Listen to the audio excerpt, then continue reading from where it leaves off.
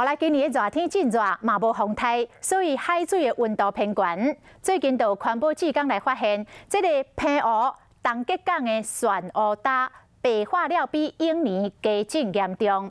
若是搁安尼继续落去，恐惊会造成生态的危害，专家真担心。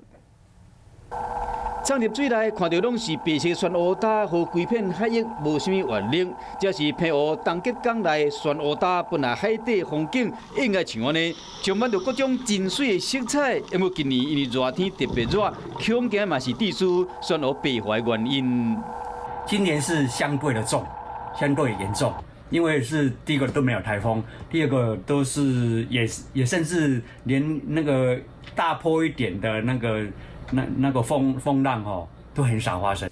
环保志工发现讲，平湖东吉港内面陆地温度若是36度，较浅的所在差不多是31度，冲入到5米深，温度会降到29度。要过漩涡真惊热，适合温度差不多是25到29度。若长时间伫较烧热这个海域，有可能互漩涡白化。另外，海洋的本数也有人为破坏，恐惊嘛是一大伤害。